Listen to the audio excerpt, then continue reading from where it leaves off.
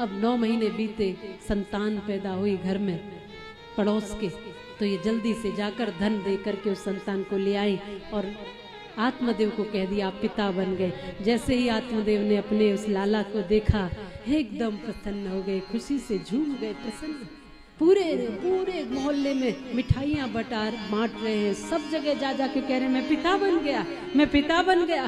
कब से मैं इस मौके अवसर और इस समय की तलाश में कहाँ कहाँ भटका, किन किन के पैर छुए, कहाँ कहाँ मैं झुका, कितनी प्रार्थनाएं की, आज मैं पिता बन गया। बड़े प्रसन्न आत्मदेव लालन पालन कर रहे। अब नाम रखा गया इनके बालक का धुंधकारी, क्योंकि धुंधली का बेटा है तो नाम रखा धुंधकारी। और जैसे ही वो जो फल दिया था उससे जो संतान हुई गौ माता से, उनका नाम रखा गौकर्ण। बोले गौकर्ण महाराज की जय।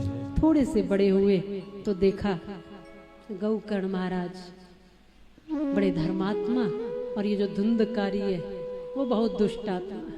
रोज शिकायतें आए, सब मोहल्ले की शिकायत करें कि ये तो बहुत तुमने दुष्ट बालक पैदा कर लिया। ये सोचते थे बालक है, ऐसा ही है, ऐसे ही लोग कहते होंगे। लेकिन एक दिन इसने आकर अपने पिता का गला पकड़ के कहा पिताजी जो कुछ भी कमाया है वो निकाल के दीजिए, नहीं तो अपने हाथों से मार दूंगा। इसने देखा पिताजी के पास धन तो छुपा होगा, प्यार से देंगे नहीं। और बहुत लोग होते भी हैं कि रख के ही रखते हैं, बोले मरने के बाद देख लेंगे। मरने के बाद तो अपने बालक देख ही लेंगे, जीते जी कुछ करके चले जाया करो। ज्यादा झंझट में, बुजुर्गों से भी कहती हूँ, ज्यादा झंझट में मत पड़ा करो। पहले सबको जो देना लेना ले लिया करो, बाद में तो ये कान का नाक का सब अपने आप निकाल लेंगे, ढूंढ ढूंढ के निकालेंगे। पिताजी ने अंगूठी भी पहन रखी थी, निकालो। चैन भी गले में पड़ी थी, पूरे जीवन तुम बेचैन रहे, तुम्हारे मरते समय चैन भी खींच लेंगे, कहेंगे निकालो, इसको भी निकालो भाई।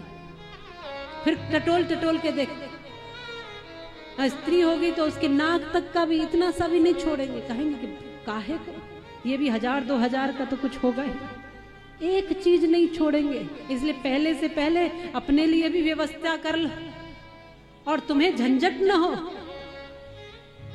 मैं सच कहती हूँ, ऐसी ऐसी धूर्त संतानें हैं कि एक माँ आकर हमारे पास रोने लगी।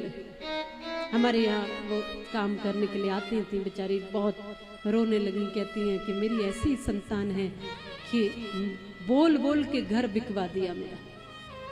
मैंने बनाया, मेरे पति ने, हमने कैसी कैसी मेहनत से मजदूरी कर करके घर बनाया। बच्चों ने कहा कि बांटो इसको, हमको दो। घर बेच दिया और घर का पैसा बच्चों ने, 3 बेटे, तीनों ने ले लिया पैसा, बुजुर्गों को एक तरफ कर दिया।